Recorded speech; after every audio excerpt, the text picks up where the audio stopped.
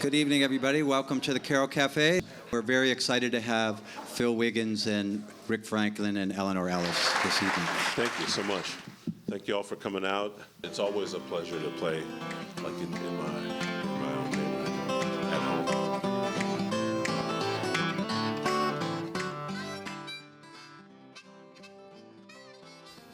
Well, I'd fooled with the sax for a while. I played saxophone in seventh grade.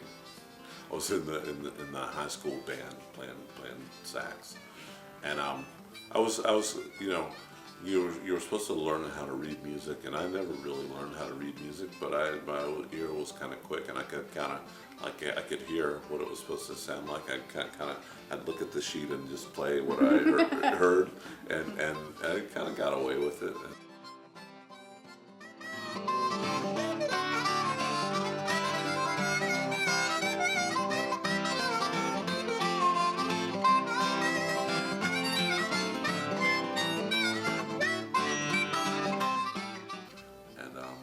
And I like the harmonica because I think even back then, I think I was drawn to it because it works a lot the way your voice works. It's like you think it, you feel it, you want to say it, and then it comes out. Take me back, baby. Try me one more time. Oh, take me back. Try me one more time. Take me back, try me one more time. If I don't treat you right. It's not like you have to, push a button or, it's almost like speaking. It really does feel like that to me.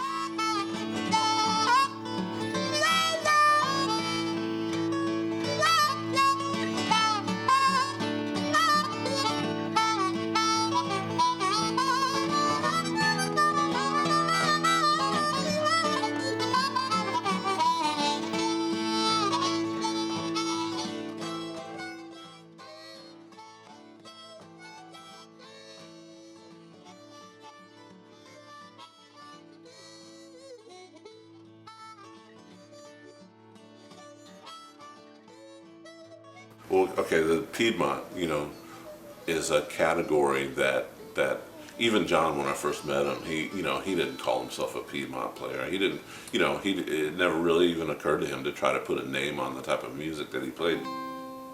And it wasn't a matter of preserving the music. It was just a matter of, making music in your own home or making your own entertainment.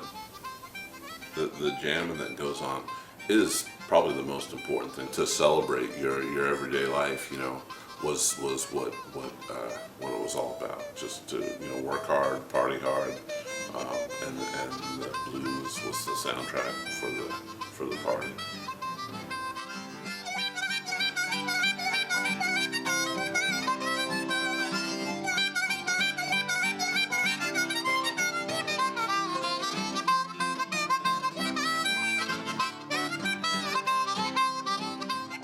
Some people sing it all as the same tune, and it's not.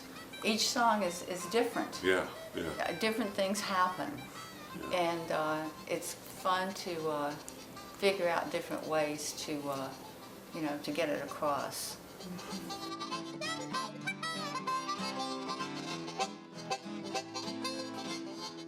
Well, DC was really kind of like a southern town. The traditions and habits of the people that I knew, my family and my friends, like I'm thinking about John Cephas, Chief Ellis, Archie Edwards, Flora Moulton, Mother Scott, John Jackson. So the music was here. So we're gonna do a song for you right now that was written by a great singer-songwriter by the name of Flora Moulton. I don't know if y'all remember Flora. Anybody? Flora is like a Washington institution. She's a great. She was blind, street musician, She played slide guitar. She had her foot jammed in a tambourine, and she had a voice like a razor blade that would cut through the city noise. You could hear her for blocks around, and she was also a sanctified elder, sanctified minister, and she sang what she called she sang gospel songs, and she sang what she called truth songs, which were songs about life and how to navigate through life.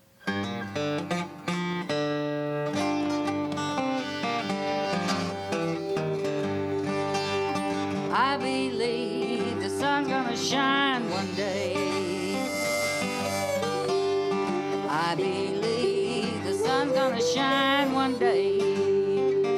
People, think of the arts as being kind of superfluous and all, but I think, especially in dealing with young people, because it has risk. It has like immediate gratification. It also has, the thing of working hard at something and building up over time.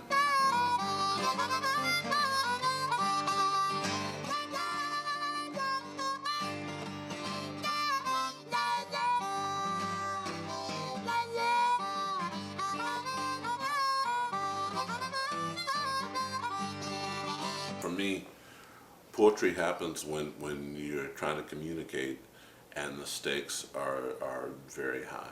When there are damn good reasons to be pissed and to be hateful, that you, unfortunately, you can't maintain a healthy spirit without going through the gate of forgiveness. I took a long trip south on the whiskey train. I took Jesus' name in vain. Roberta, Where are you? can't you hear me call? Well, I'm 1,000 miles away from home with my back against the wall. Well, I reach for you. Things at Lorton were that the young people went to Lorton. We went out there and worked with some of the incarcerated people. I brought Archie there, and he was the one that really those kids, as hard as they were trying to be, and as hard as they were hard. They were dealing with a lot of, they were living in a really treacherous environment, and it was so cool that he was the one that they connected with, because he had his barbershop, and he owned it himself, and no one could take that from him. That it was more worthwhile to take the time to do something the right way and build it and earn it, and then you own it, and no one can take it from you, and you're not accountable to anyone.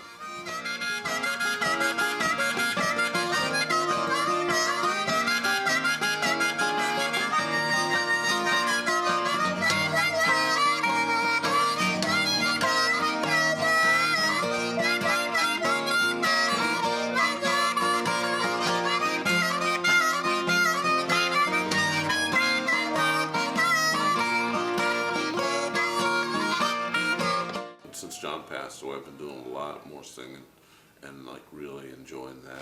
Church bell, oh don't you, oh hear me crying, pretty mama. I wound up forming this band called the Chesapeake Sheiks with young guys. So there'll be a recording coming out of the Sheiks very soon.